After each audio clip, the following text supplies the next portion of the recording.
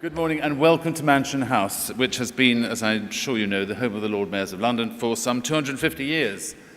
From medieval to modern times, the mayoralty, the livery companies and the city businesses have met here to ostensibly to impress and entertain each other. And one way or another, when your eye wanders around the room and picks out some of the lovely detail on the carvings here, listening, I hope, to erudite talk and lovely music, think of the many generations that have been in and out of the house doing exactly the same kind of thing over the years. Amongst my many predecessors were some of the UK's greatest philanthropists. They had the ability both to be wealthy and to become successful in the city, but also to care enough for the communities that they were looking after, that they invested back into them. And many have taken a great pride in patronage of art and music. And Mansion House is really a monument to that kind of approach. Those were the days before income taxes, when philanthropy was an absolute necessity as much as a nice thing to have.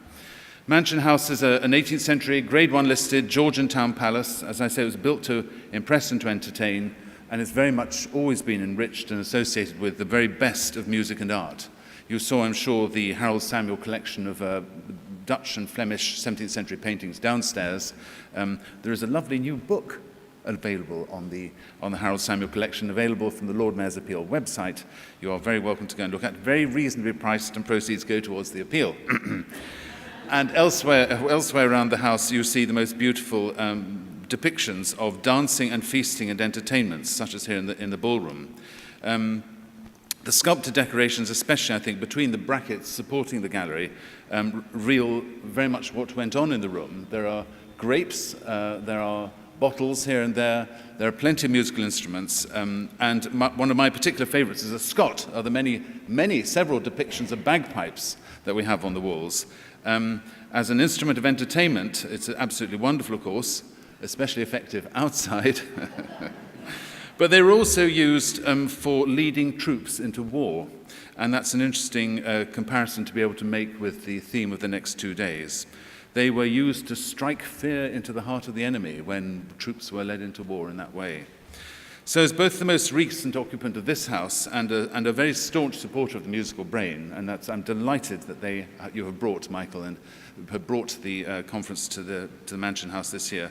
I can't think of a better use of this room than to host this conference, Worlds in Collision, Music and Trauma, and the Trauma of War. May I say a very special welcome also to the serving soldiers playing a role in this conference and in the concert, and to all those attending as delegates. Like you, Claire, my wife, and I, we very much subscribe to belief in the power of music. It forms the core of this year's activities, at least those not directly related to business, so as much as we possibly can. Claire and I met because of music. We sang in the same choir. We believe music transforms lives, and it has certainly many, many uses over and above that of simple entertainment. Music is a common language that crosses all national and personal boundaries in a way that little else can. But you already know this. I will be preaching to the converted. Nonetheless, I think it's very important that we all, as noisily as we possibly can, make the case for music and the arts, and that we engage with the current debate on its value. Because how, after all, do you apportion value on something inherently invaluable and define the intangible? It seems so obvious to all of us, but it is tough to make a hard investment case. So we need to make a noise about it. And the musical brain is doing just that, making the case. Like linking medicine and music and providing a forum for discussion between scientists, psychiatrists, artists, and the general public. You are doing vital work to improve our awareness and understanding of the effects of music and the arts on the human brain and body. Claire and I are also very much committed to supporting excellence in music and making it accessible to all, building aspiration, supporting social mobility, and the primary beneficiary of this year's appeal, every Lord Mayor has an appeal, as you may have gathered, the primary beneficiary of this year's appeal is a brand new charity called the City Music Foundation, which will fund performance opportunities and mentoring for musicians from all walks of life, a critical investment at a critical stage in a musician's career. We may not be tackling abject poverty in this charity, but we are tackling other poverties, like that of the mind. and without the music, the world would be a far poorer place. Music and the arts, as we all believe, I'm sure, are at the core of civilization and at the very core of our beings. It's what distinguishes us from the animal. And the International Music Trust Fund, following its work with communities in the South American Andes, has said that music plays a central role as one of the performing arts that best captures the sensitivity and aspirations of communities and nations. Music is part of a larger social struggle towards the reinforcing of cultural identities and of community efforts to use music as a cultural resource, thus assigning social value to music making as an instrument of human development. I feel I ought to repeat that, but I won't, because it's very much behind so much of what we hear, particularly out of Latin America, about assigning social value to music making as an instrument of human development.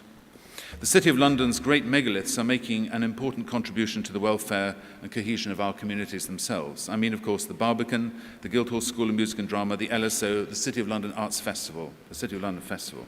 These are excellent examples, providing masterclasses in city schools and across London, and in the planning stages for Guildhall School for a GSMD music therapy centre working with GPs and referral units. Participation in the arts and music has long been linked with well-being and happiness, and medical research, including by NICE, by Chelsea and Westminster, and by the Arts Council, has shown the positive effects on certain medical conditions, particularly for elderly and vulnerable people. And today's conference will explore the palliative power of music on trauma caused by military combat. This area is, I suspect, very little understood, and historically has been somewhat hidden in the shadows. But we need to bring things into the light, and we need to do right by the armed forces, who sometimes make immense sacrifices to their personal cost. It is estimated that around 1/3 of homeless people in Britain are former servicemen and women. 1/3. Too many, perhaps, are falling through the cracks. We need a different approach, and we need to combat the mental and emotional scars of war as well as the physical. And perhaps this is where music can help. And this conference has a vital role to play, I believe, in furthering understanding, treatment and care. So we wish you every success over the next 2 days, and I look forward very much to participating in much of the conference, especially tomorrow. Thank you very much.